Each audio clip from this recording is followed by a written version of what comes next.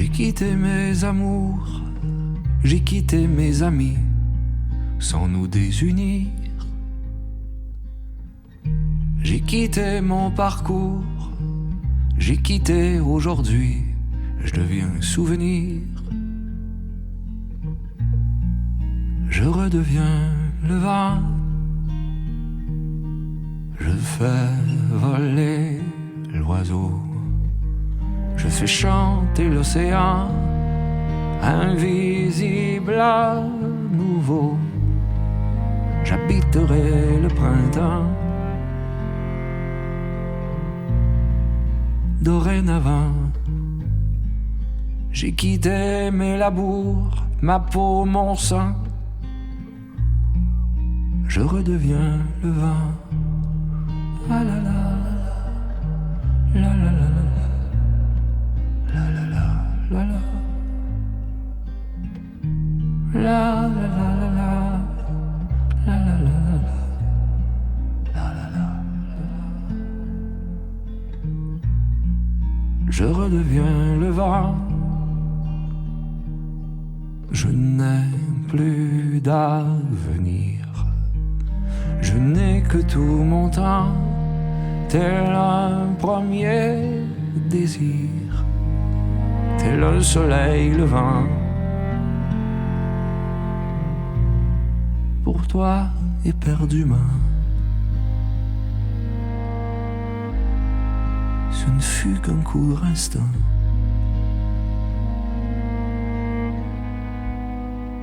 Je redeviens le vent. La la la la la la la la la la la la la la.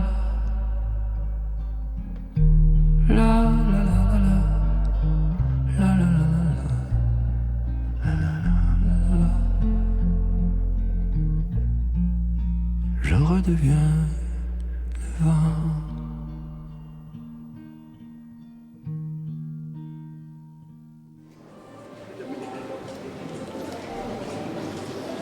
Alors aujourd'hui, c'est une journée assez particulière. Pour ceux qui connaissent Marc-André, il ne voulait pas que ça soit triste. Il ne voulait même pas qu'on fasse quelque chose avant Noël parce qu'il ne voulait pas que Noël soit triste. Donc, on a reporté son hommage en janvier, à sa demande. Et à la demande de Marc-André, on demande à ce qu'aujourd'hui, ça ne soit pas une journée triste. Alors, mettez les larmes de côté. On a des Kleenex pour Joanne, mais mettez vos larmes de côté, s'il vous plaît, parce que c'est un hommage. Il n'y a pas de triste. Romain! Mon petit-fils vient d'arriver. Voyez-vous, c'est ce qu'on appelle un papa fier. Alors, on ne veut pas que ce soit triste. D'ailleurs, la décoration qui a été faite avec Diane Anne-Marie, vous avez remarqué, c'est que des fleurs blanches. Il n'y a pas de fleurs. Vous savez, quand on rentre dans un salon funéraire, il y a des fleurs qui sentent très fort parfois. Mais ici, ça a été sobre, mais à l'image de Marc-André.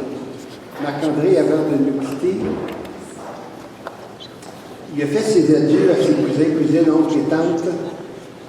Même s'il était dans une très grande souffrance, il a pris le temps de parler à chacun de ce qu'il avait vécu, s'il connaissait, puis il a parlé à chacun d'eux.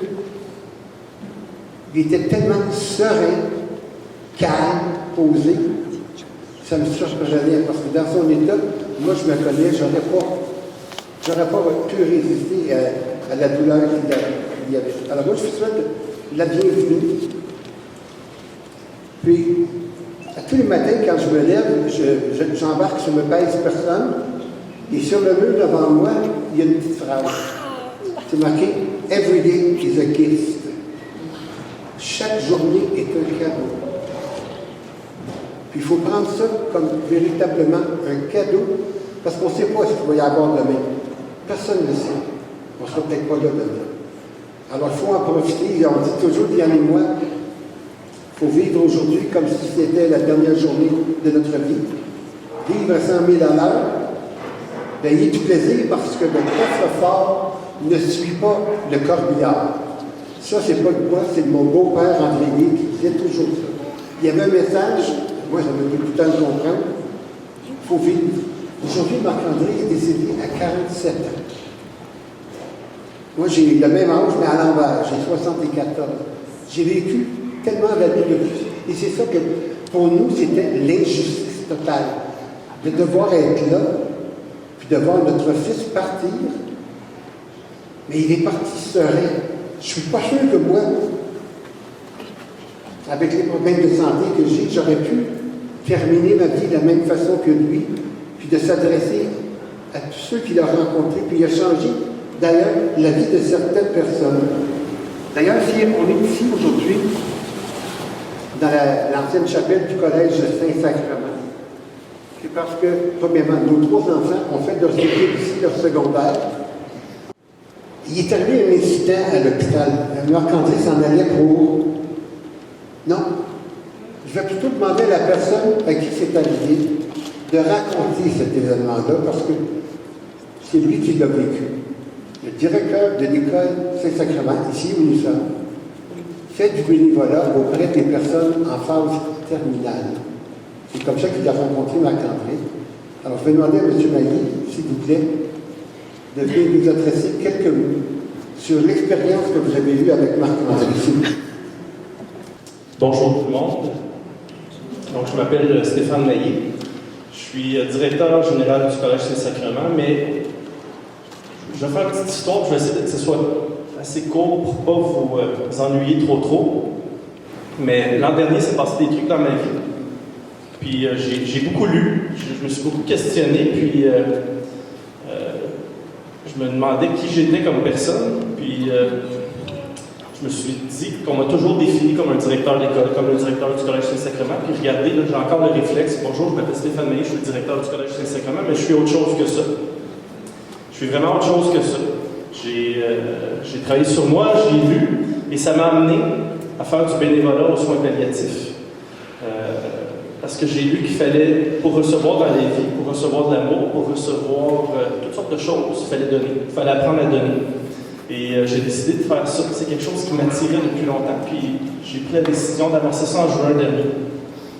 Puis depuis juin, j'ai fait des rencontres extraordinaires. Vraiment incroyables.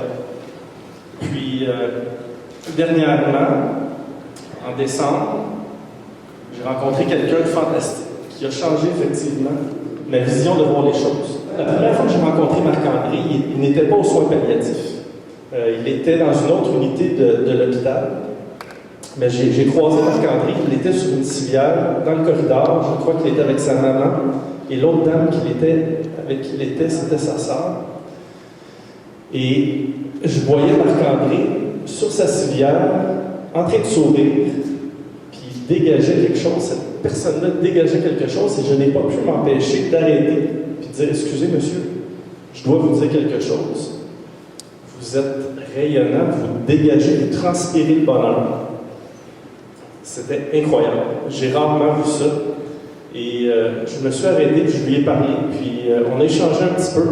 Je lui ai dit, vous me faites ma journée, vous êtes en train de m'apprendre que moi j'ai la santé, j'ai des beaux enfants en santé, j'ai un job qui me permet de vivre convenablement, j'ai tout dans ma vie pour être heureux. Puis je chiale à tous les jours sur plein de trucs. Il y a toujours quelque chose qui ne fait pas mon affaire à chaque jour. Puis je rencontre cette personne-là qui visiblement était amoindrie par la maladie. Il était maigre, mais il souriait, il dégageait. Il dégageait quelque chose. Et je n'ai pas pu m'arrêter, mais m'empêcher d'aller pour arrêter le voir, pour lui parler. Et ça a été ma première rencontre avec lui. Quelques jours plus tard, je vais aux soins palliatifs, je fais ma tournée de mes chambres. Et puis, je ne me rappelais pas du nom de Marc-André, mais je me souvenais très bien de l'homme. Et je vais voir, je m'en vais à la chambre. Je dis, c'est un jeune de 47 ans, je vais aller lui présenter. Habituellement, je vais passer plus de temps avec ces gens-là qui sont de mon âge environ. Et puis, il dormait lorsque je suis arrivé. Donc, je ne suis pas entré dans la chambre, je voyais la famille, la mère, le père, puis la sœur, Anne-Marie, le frère Daniel, étaient autour de la chambre à l'extérieur. Donc, ils m'ont dit, il dort. Donc, je n'irai pas te déranger, je ne rentrerai pas. Et puis, j'ai parlé avec la famille. Et c'est là aussi que, par après, je me suis dit, quelle famille incroyable. Quelle famille incroyable. La pomme n'est pas tombée loin du pommier.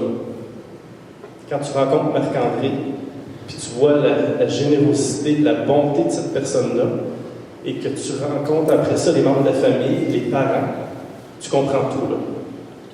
Des gens bons, des gens aimants, des gens intelligents.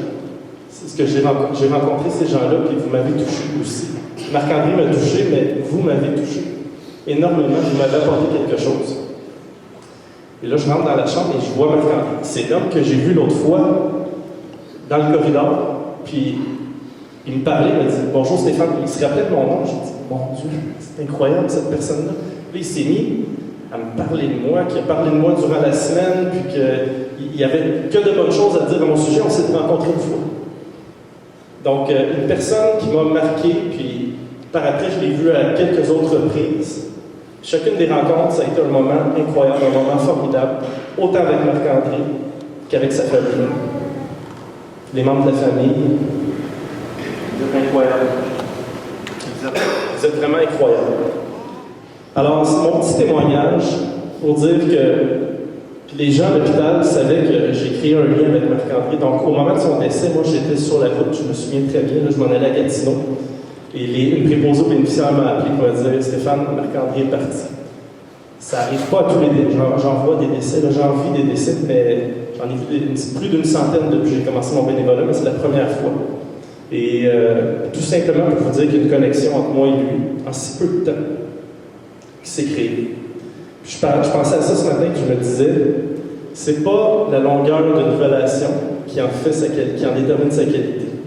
Tu peux avoir vu quelqu'un dans un court laps de temps, puis t'en souvenir pour le reste de tes jours. C'est vraiment ça qui va se passer entre moi et Marc-André. Merci.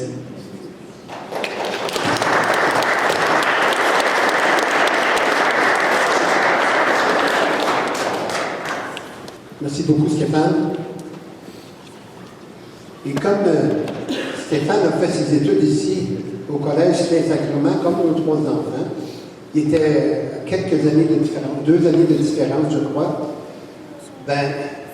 il nous a offert la chapelle du collège pour faire cette rencontre souvenir, ce départ, comment je dirais, la célébration, la reconnaissance de Marc-André. Vous allez voir dans les vidéos qu'on va voir, puis les photographies. Marc-André avait beaucoup d'amis, plus que je le pensais, parce que je ne suis pas avec lui tout le temps. Il a vécu un peu partout à Montréal, à Québec. C'était notre plus vieux. Puis Marc-André, lorsqu'il est venu au monde, le 2 février 1976, il y avait une tempête de neige, comme aujourd'hui. Et nous sommes allés à l'hôpital, et il est passé très près de mourir. Il avait une infection au poumon. Il a passé 21 jours aux soins néonatales pour qu'on puisse dégager ses poumons, puis ils l'ont ramené et il a eu une vie quand même de 47 ans. Alors, il est venu au monde avec des problèmes à ses poumons, des problèmes de respirer, puis il est décédé de la même façon. Il n'y avait pas de problème de maladie de poumon, mais à la fin, la difficulté de respirer était causée par la maladie, le cancer qui bloquait ses poumons, qui faisait de pression. Mais Marc-André, ça n'a pas un plaignard, un petit peu chialeux, comme toi tu disais tantôt, Stéphane. Marc-André, il y avait des choses qui chialaient souvent, pas autant que moi, ceux qui me connaissent. Mais il était reconnaissant. Et moi, ça m'a surpris. On dirait que j'ai connu mon fils plus à l'hôpital que toutes les années que j'ai vécu avec. Parce que là, il était lui-même, il était comme tout nu. Et il parlait de son cœur à tout le monde. Il y a des gens qui sont venus me voir parce qu'ils n'attendaient pas. Il y a Valérie, notre ancienne voisine, qui était morte à Vancouver, qui, malgré la maladie, a sauté dans un avion. Puis elle est venue me voir. Il y a Morgan, qui est ici aujourd'hui, qui était son ancienne voisine aussi. Ses cousins, ses cousines, ses oncles, ses tantes. Marc-André, il y avait des liens avec du monde.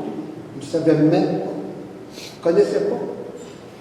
Il était secret sur certaines choses, discret.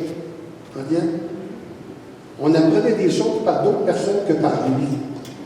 C'est surprenant. Je ne vais pas passer sous silence le travail qui a été fait.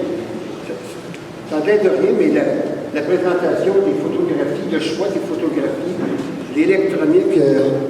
Alors, je reviens sur la préparation, Anne-Marie. Alors, je vais poser la question à quelqu'un dans la salle.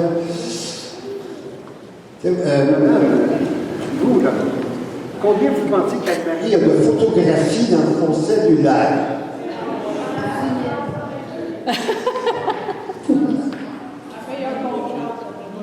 Marion. 120 000. 120 000 photographies dans son cellulaire, dans ses poches. Son cellulaire pèse 22 livres. Mais, et elle a dû choisir les photographies qu'on va voir, et c'est une. Alors, mais, comment on va? C'est le fun d'en si je parle pas de micro, est-ce que vous m'entendez quand même? Oui. OK.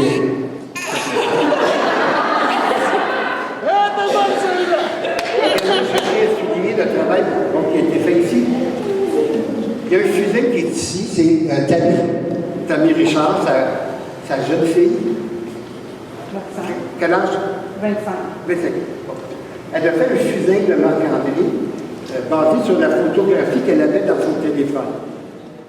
Alors, vous voyez, il n'y a pas de fluff là, il y a ces instruments de musique. Ça représente Marc-André. Marc-André, c'était lui, sa guitare et lui. OK? Et lorsqu'il est, malheureusement, a été atteint d'un cancer, Daniel, son frère, s'est occupé du GoFundMe. Alors, Daniel a travaillé très fort pour mettre sur pied un GoFundMe, faire des enregistrements, distribuer ça.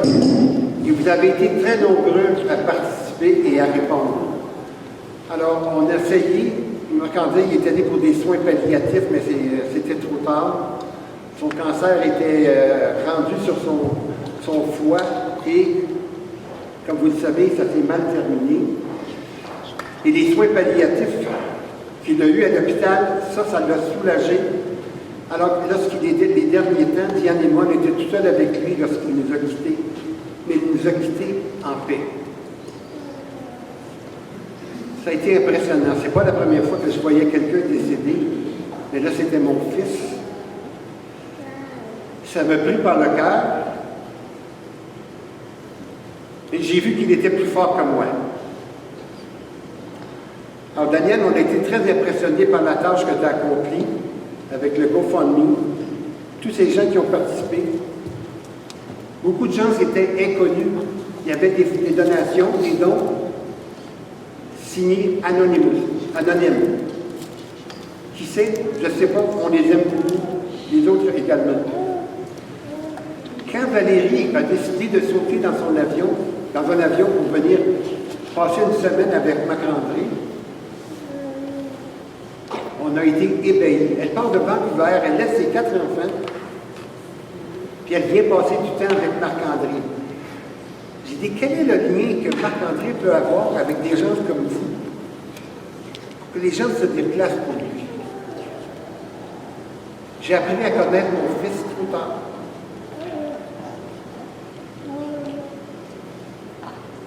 C'était un homme de cœur. Oui, Romain. Il était d'accord avec moi. Et c'était un homme de cœur. Mais il y a un mot que je veux dire, non, je ne peux pas le dire. Je ne peux pas le dire ici. Disons que c'était frustrant d'avoir des discussions avec lui, parce qu'il avait toujours raison, presque. Marc-André, c'était ma Bible, c'était mon dictionnaire, c'était mon Internet. Quand Diane et moi cherchait le nom d'un acteur, un chanteur, une chanson, on appelait Marc-André. Et il le savait tout le temps. Écoutez, à l'hôpital, Notre petite cousine Mélanie a parlé d'un traitement pour les cheveux qui s'appelle le traitement brésilien pour les cheveux. Moi, je n'ai aucune idée c'est quoi. Marc-André le savait. C'est pour défriser les cheveux crépus et les cheveux frisés.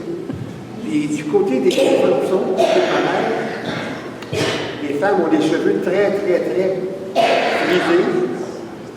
Et c'était très ardu pour ma mère de se coiffer. Elle aurait peut-être pu connaître le système brésilien, hein, Mélanie? Ah ouais. Alors, Marc-André, c'était... On n'aime pas ma voix, Marie-Ève? C'est mieux comme ça. C'est mieux comme ça. Alors, cette mémoire phénoménale, elle vient de lorsqu'il était enfant. Lorsque j'étais policier, j'aimais bien, travaillant de nuit, arriver à la maison, prendre un café et lire ma presse. Et à quelques reprises, je ne trouvais pas ma presse. Et on a su que Marc-André apportait la presse à l'école et s'installait le dos au mur à l'école et lisait la presse. Il était déjà show-off pas mal. Mais ça, c'est vrai. C'est lui qui faisait ça. C'est son style. Il pouvait plonger dans l'été, lire une encyclopédie. Moi, l'été, c'était pas fait pour ça, mais lui, c'est ce qu'il faisait. Avant d'aller plus loin, j'aimerais qu'on écoute Marc-André chanter une chanson de Daniel Lavoie, je crois, qui s'intitule « Je m'envole », qu'il chante avec son beau-père, Richard Morancy, et tous les membres de la famille Morancy de Québec. Et ce n'est pas la même famille Morancy que l'on voit à la télévision. Hein, Richard? C'est pas la même paroisse.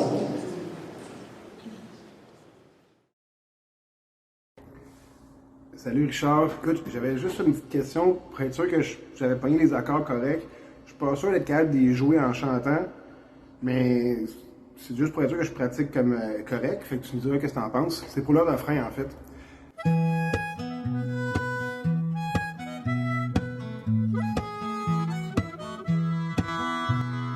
Quand un jour je quitterai ce monde, je m'envolerai sans regret pour ma vie vagabonde.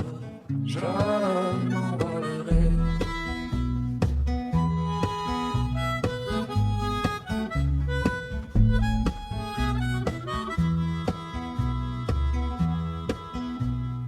Quand je serai au bout de ma route, je m'envolerai pour quitter cette terre et tous ses doutes.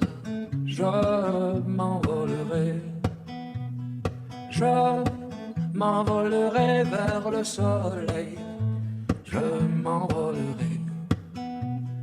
Quand mon tour viendra d'aller voir les anges, je m'envolerai.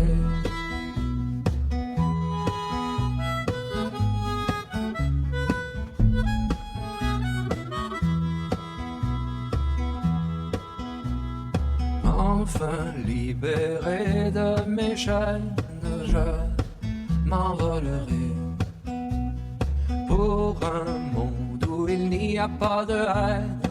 Je m'envolerai. Je m'envolerai vers le soleil. Je m'envolerai. Quand mon tour viendra d'aller voir les anges, je m'envolerai.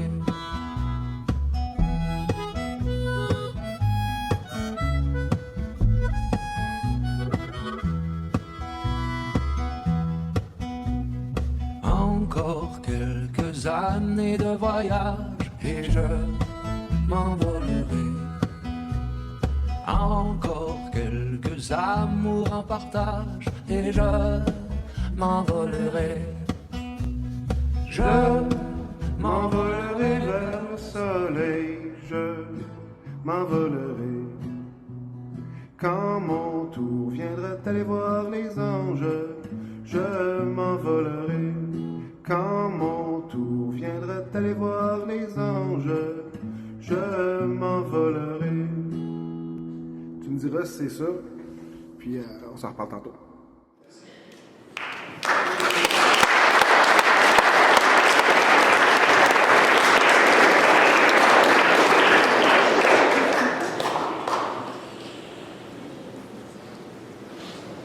Alors, il se passe parfois des événements dans la vie qui font que il y a des gens qui me disent « Ah, j'ai vécu telle chose, il y a un oiseau qui est venu chez moi. » On appelle ça des signes. Une personne qui nous a quittés, puis il y a certains signes qui se produisent. Le lendemain du décès de Marc-André, j'ai reçu un courriel vidéo de Mélanie Tessier, ma petite cousine, la fille de ma cousine. Elle dit dans son écrit que Marc-André a passé par sa fille, qui est ici aussi, pour nous envoyer un message. Mais ça, je ne comprenais pas. Alors j'écoute la vidéo, et Mélanie descend au sous-sol, et on entend sa petite fille qui chante une chanson. Un air qui me dit quelque chose, mais jamais. Vous savez, des fois, on n'écoute pas les paroles. On a juste le refrain. Et là, on va écouter ensemble cette chanson. C'est une chanson de Michel Sardou, qui est chantée par Louane. Qui ici connaît Louane? Une personne, 2, 3, 4, 5 personnes. Alors, je vous invite, quand la chanson va jouer, vous allez avoir les paroles, je vous invite à chanter. Parce que c'est ça que Marc-André ferait. Mes chers parents, je pars. Je vous aime et je pars. Vous n'aurez plus d'enfants ce soir. Je ne m'enfuis pas, je vole. Comprenez bien, je vole. Sans fumée, sans alcool. Je vole, je vole. Elle m'observait hier, soucieuse, troublée, ma mère, comme si elle le sentait. En fait, elle se doutait, entendait.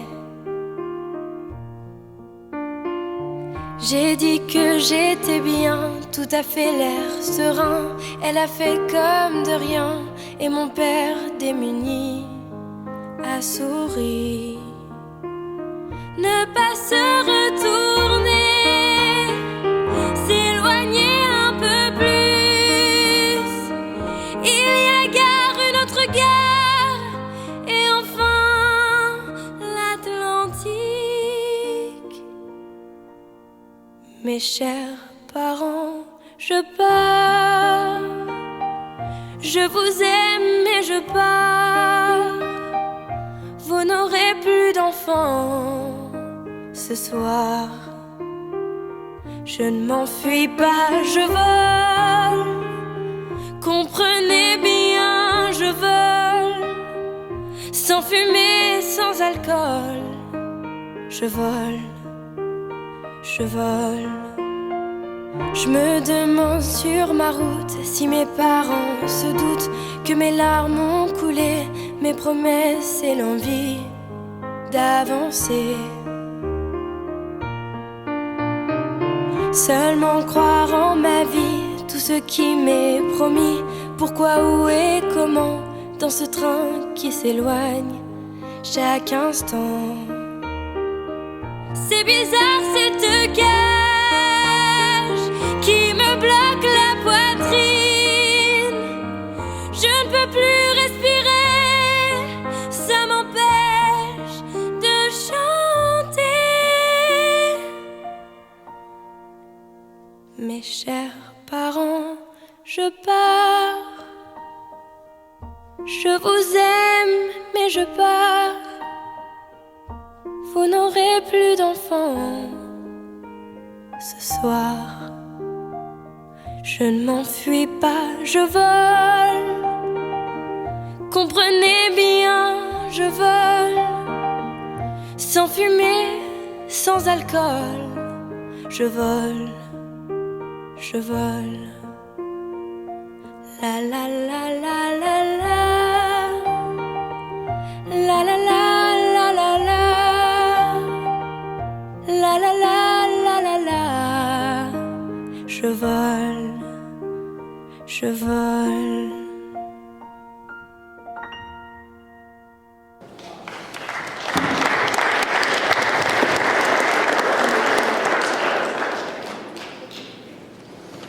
Alors, c'est moi qui ai dit à tout le monde aujourd'hui, pas de larmes. Quand Marc-André est venu au monde et qu'il était à la pouponnière au Children, à l'hôpital de Général pour enfants, Diane me demandait, va voir comment il est. Alors, j'allais voir dans la pouponnière, puis je le regardais. Il y avait tellement de difficultés à respirer. Il y avait un problème. Puis là, je revenais à la chambre, puis j'étais obligé de mentir à Diane, lui dire que c'était le plus beau que la pouponnière, ça c'était vrai, mais il était malade. Mais il a passé à travers, puis il a passé à travers bien des choses, puis aujourd'hui, nous aussi, on passe à travers des choses, Diane. Hein? Il faut être fort. Il faut être fort. Alors, le petit clin d'œil que Mélanie m'a envoyé, cette vidéo-là, je ne connaissais pas. Je ne connaissais pas la chanson, les paroles. Mais quand je l'ai mis écouter, j'ai craqué à plusieurs reprises. Parce que ça veut dire ce que ça veut dire. Je vole. Tout comme d'autres chansons auparavant, quand ils chantent avec la famille, Morancy, je m'envolerai. Alors c'est ça. Il a battu de ses ailes, il est parti. Il vole autour de nous. On va continuer avec la diapo de photographie, vidéo, des témoignages. Et j'inviterai maintenant Dominique Lemeau, son oncle, qui avait une relation un peu particulière avec Marc-André, plus intense. Venez nous adresser quelques mots pendant qu'on écoute les vidéos, les photos.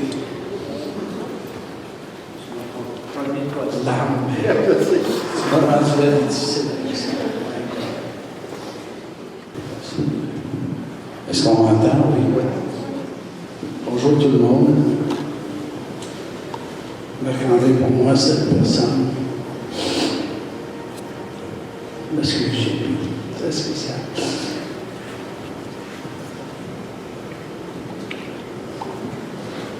Non, la leçon d'anglais. Wow.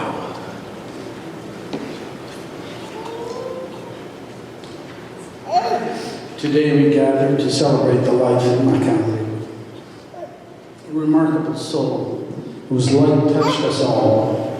His infectious smile and laughter and boundless energy brought joy to everyone he encountered.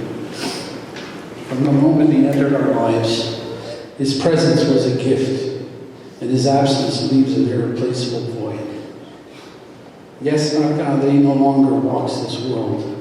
However, we should all find comfort and warmth in knowing that he now so proudly walks in a spiritual world, bringing his selfless compassion and infectious love.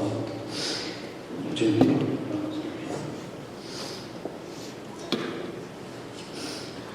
Among many interests, Marc-André was a passionate musician at heart.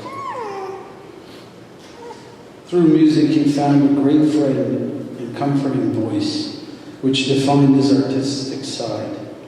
He was also a passionate dog trainer and dog enthusiast. Being a dog lover can say a lot of positive things about a person. It often indicates that they're very compassionate, caring, and enjoy the company of animals. Dog lovers may also be seen as loyal, responsible, and active, as they enjoy spending abundant time with their pets. Anyone who knew Marc-André would attest to this being a true reflection of his gentle and kind character.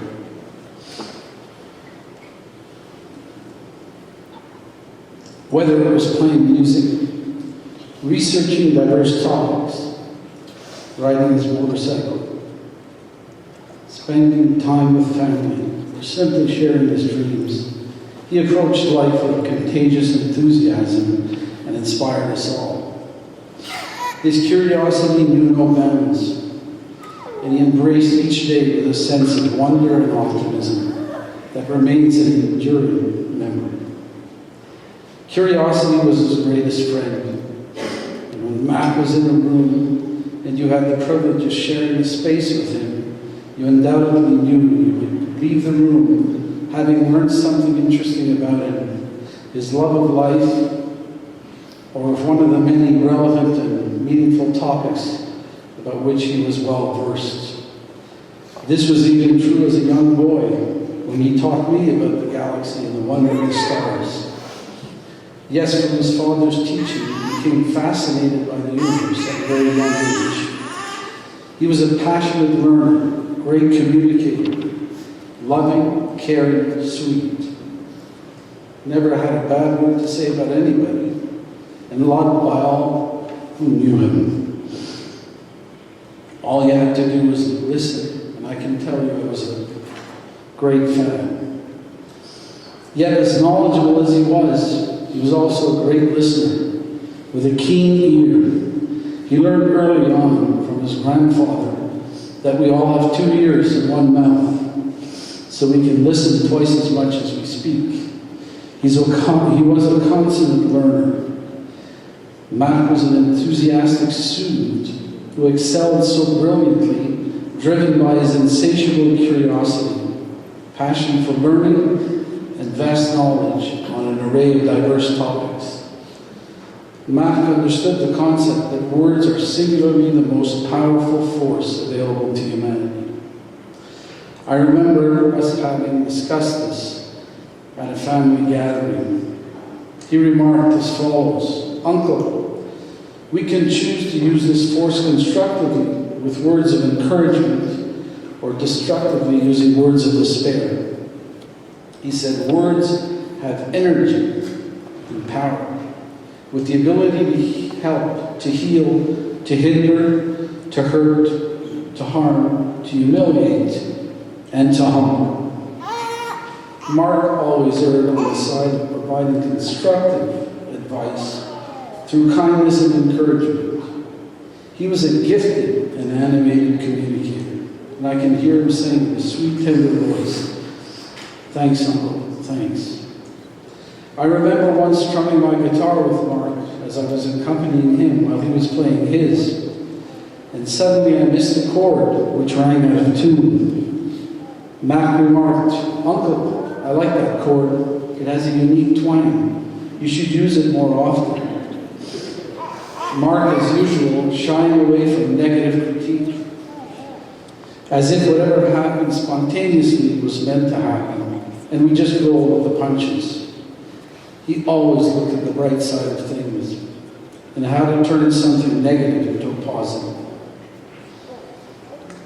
His kindness and compassion knew no limits. Marc-André had a heart as big as the sky and a smile that can brighten the darkest days.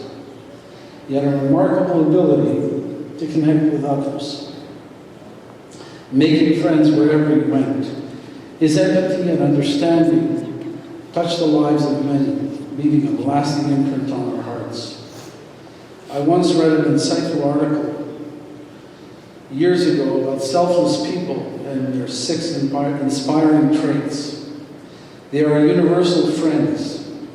They are humble and put others first.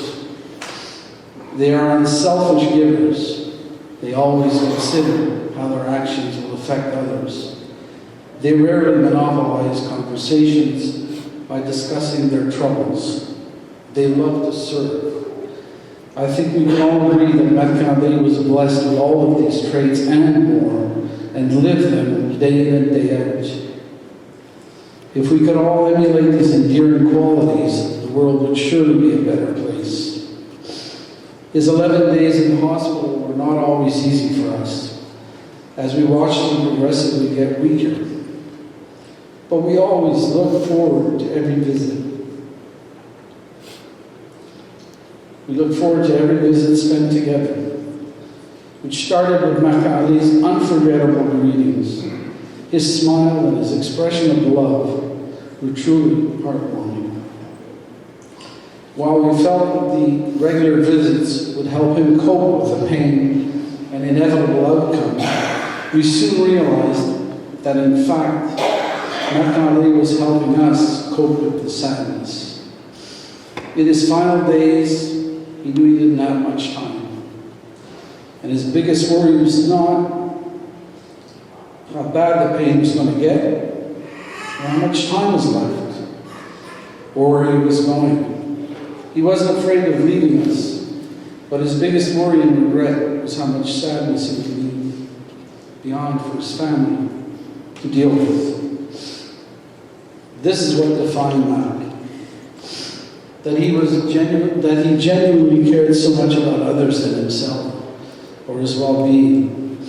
Yes, he was an artist at heart who loved people, was infinitely curious, and a man who dedicated his life to feeding his curiosity from an eclectic source of topics, whether it be mankind, human nature, the universe, or trying to understand the meaning of our existence, how he fit in, and how the world could be a better place if we all practiced selflessness and love unconditionally, actually the way he did, and if we all could give peace a meaningful chance.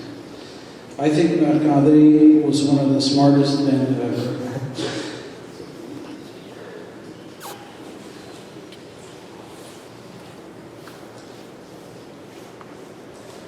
I think Marc was one of the smartest men I've ever had the privilege of knowing and loving. And I was always proud to say he was my nephew.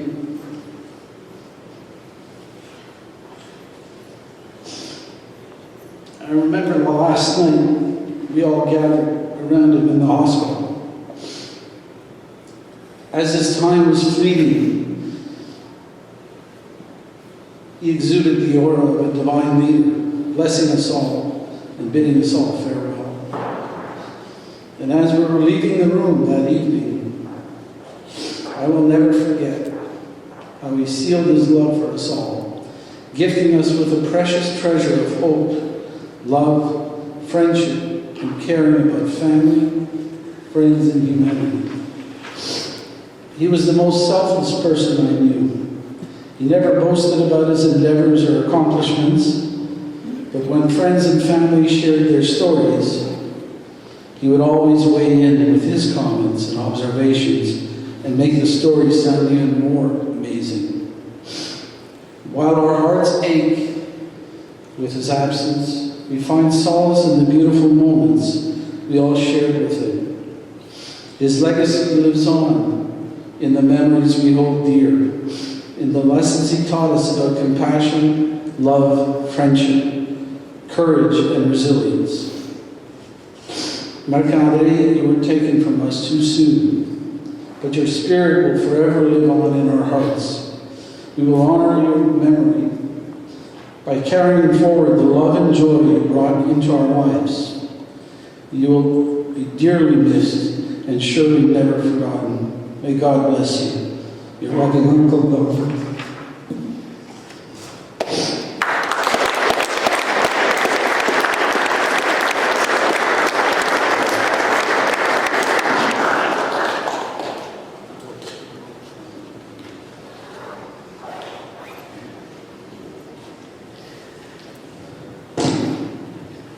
Merci, Dominique.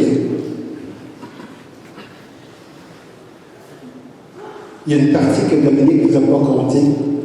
C'est lorsque nous étions à l'hôpital, puis, vous savez, des fois, dans un couple, il y a des tensions. Tu sais, vous conduisez l'automobile, puis on ne prend pas le bon chemin. Alors, Terry a dit, elle a dit, Dominique, qu'est-ce que Marc-André ferait dans une telle situation? Et ça, c'est devenu un petit peu un motto chez nous quand on dit, quand il y a une situation, on dit, qu'est-ce que Marc-André ferait? Est-ce qu'il engueulerait le gars dans l'auto en avant? Ou qu'il resterait calme? En Dominique, c'est exactement ça. On ne part pas après le gars. Qu'est-ce que ferait Marc-André? On se calme. Marc-André était calme. Il y avait des sautes d'humeur comme nous tous, moi le premier. Il y a une chose certaine, avec Marc-André, vous ne parlez pas de politique. Alors, vous êtes nombreux qui n'avaient pas témoigné par écrit, participé au GoFundMe, connu Marc-André, échangé des souvenirs ici, des anecdotes, puis essuyé une ou deux larmes, ou plus. Je vais demander à Daniel de venir faire un petit closing avec Maud concernant la suite. Bonjour à tous. Je suis vraiment honorée de pouvoir rendre un hommage à Marc-André aujourd'hui. Pour ceux qui ne me connaissent pas, je m'appelle Maud, puis Marc-André, c'est mon beau-frère. Beau-frère, c'est vraiment pas un mot qui rend justice à la relation que j'avais avec Marc-André. Au fil des années, la présence de Marc-André est devenue de plus en plus significative dans ma vie, de même à en devenir mon meilleur ami. Je suis infiniment reconnaissante d'avoir pu le soutenir dans ses derniers instants à l'hôpital.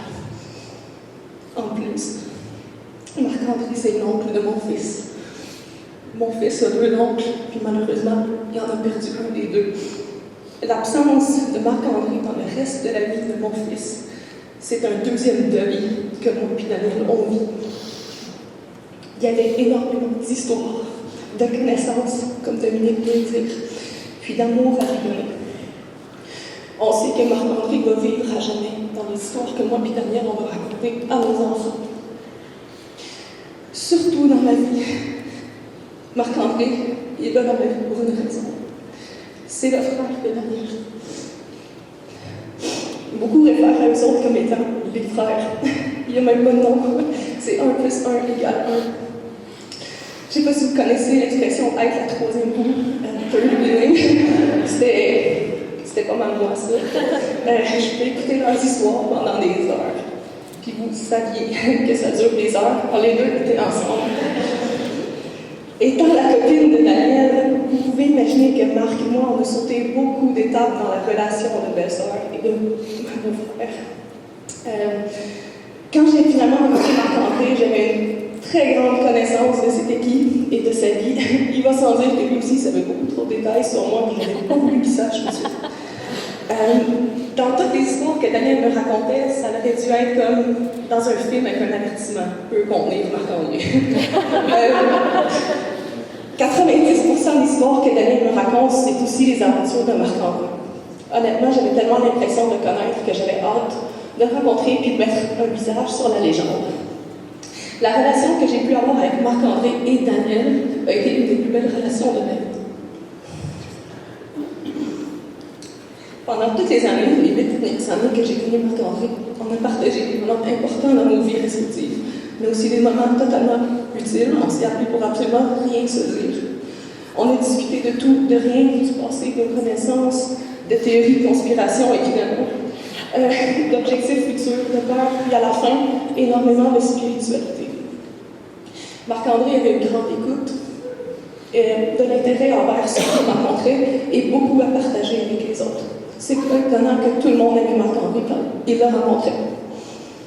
Marc, le silence que tu laisses derrière toi est assourdissant. Puis, comme que je pensais connaître Marc-André, il m'a tellement surpris. Les 3 dernières années où Marc a combattu le cancer, ça nous a révélé la force qui est toujours en lui. Marc est parti à la guerre, puis il n'a jamais regardé en arrière. J'ai vu Marc se transformer d'un individu, on va dire, plutôt bohème, un petit peu léthargique, un petit peu l'attitude, le verre est tellement timide, à devenir un homme si discipliné, une personne tellement optimiste. Marc a toujours eu la qualité d'être rassembleur, mais suite à son diagnostic, il est devenu une source d'inspiration, non seulement pour d'autres qui doivent vivre le même combat, mais aussi pour tous ceux qui ont la chance de partager un moment de sa vie. De voir quelqu'un s'accrocher si fermement à la vie, ça laisse personne indifférent et tout le monde reste questionné. En plus d'inspirer ses êtres chers, Marc était aussi une source de connaissances approfondies. Tout le monde m'a toujours raconté que Marc était déjà très curieux comme enfant, qu'il adorait savoir tout sur tout. Dans son combat contre le cancer, il a tout recherché, même aller jusqu'à dans l'illégalité, pour vaincre sa maladie. Marc-André partageait toutes les informations qu'il trouvait. C'est Marc-André qui partageait ses armes de guerre avec les autres. Marc-André est devenu un vrai leader. C'était plus seulement une personne qui rassemblait les autres. Marc-André avait tellement peur d'être inaccompli, puis que sa vie a servi à rien. Puis c'est tellement le contraire. La marque qu'il laisse derrière lui est indélébile, puis il laisse plusieurs versions de lui-même qui sont chacune aussi importantes que les autres, pas seulement l'homme qui était à la fin. Marc, tu m'as vraiment convaincu, puis j'ai vraiment cru que tu es encore ici aujourd'hui. J'espère que tu es mieux où est-ce que tu es. Merci.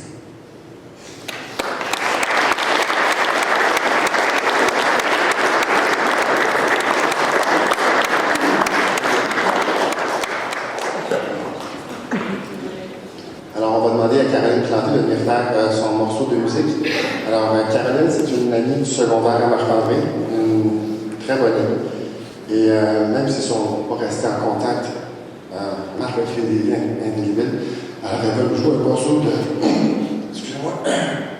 Un morceau de musique qu'elle a composé pour Marc. Le morceau s'intitule Empreinte. Et Caroline m'expliquait que dans ce morceau-là, ce qu'elle démontre, c'est les empreintes que Marc-André laisse sur nos cœurs.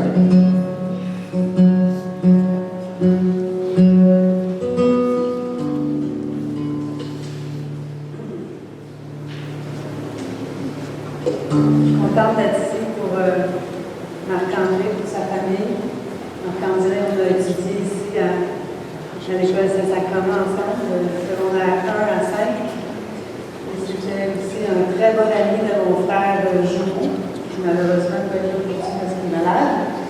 Mais donc, Marc-André, on a fait de la musique ensemble au secondaire. Il est chez nous, il jouait de la musique. Ma mère a été son prof d'anglais aussi. Donc, je suis contente d'être là pour lui, puis je vais essayer de. Je ne m'attendais pas à jouer comme elle. Je vais essayer de les rendre dans le jeu.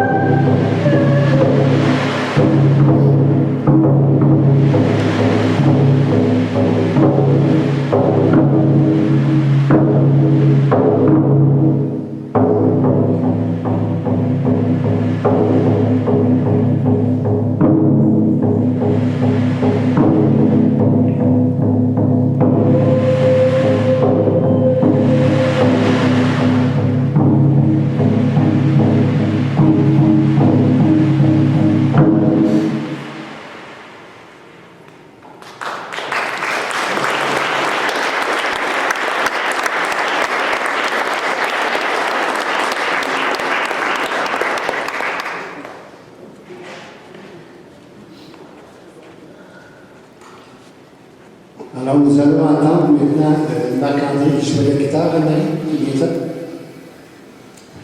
Est-ce qu'il chante également? Oui.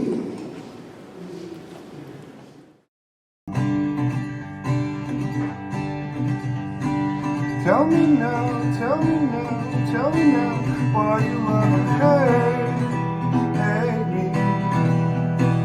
Tell me now how you regulate this. My ribs are a cage to my heart that longs to be free. Tell me now, show me now how you concentrate in the middle of this chaotic place. You call,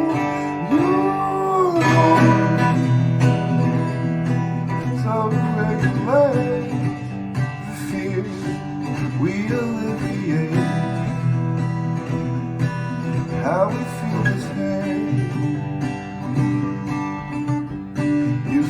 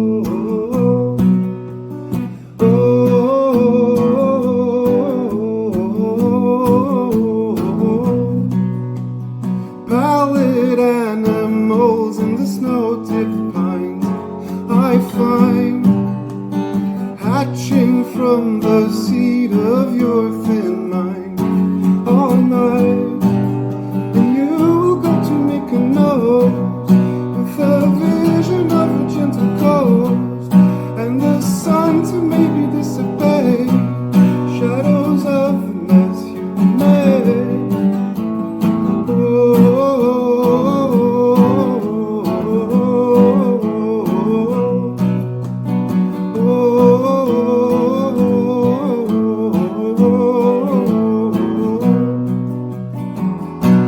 Brother, you don't have to turn me away. I was waiting down by the ancient gate. You go wherever you go today. You go today. I remember how they took you down as the winter turned the meadow brown. You go wherever you go today. You go today. You go wherever you go today. You go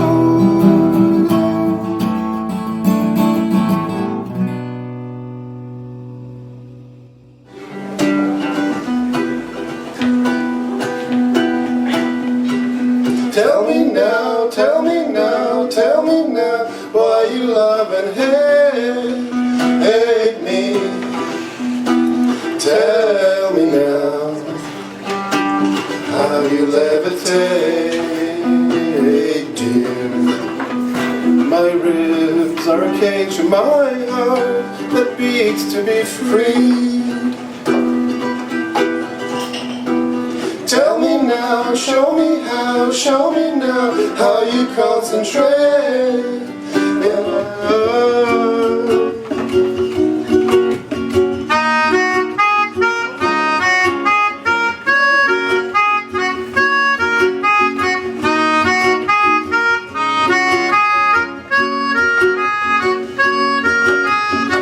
Nobody rings your voices. Oh, just another night in London.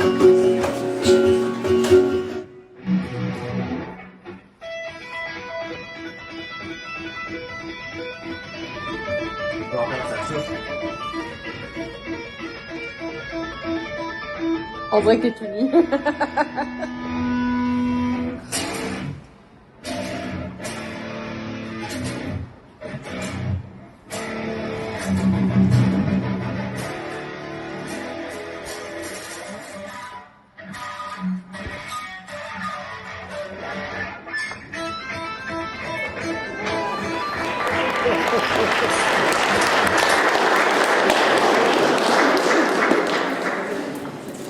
Wow, ça c'était un beau petit cadeau. Merci à Mac.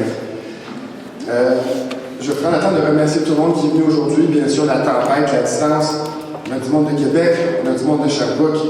J'ai de ma famille en France qui nous regarde sur Zoom. Matt, Anwen, in England, Valérie à Vancouver. Merci tout le monde d'être ici.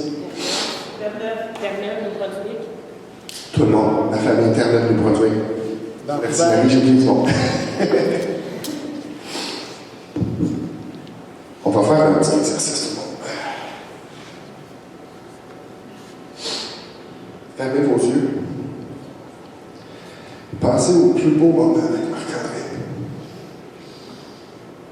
Rappelez-vous son parfum, son embrasse. Quand vous rentrez dans une pièce, puis vous regardez pour la première fois en disant « Oh, qu'est-ce que tu fais ici? » Quand vous avez une vague, une de ces vagues horribles qui vous envahit, fermez vos yeux. Pensez à un bon moment. La vague va s'estomper. Elle va revenir. Elle va s'estomper. Voici ce que j'ai. Ça vient de revenir.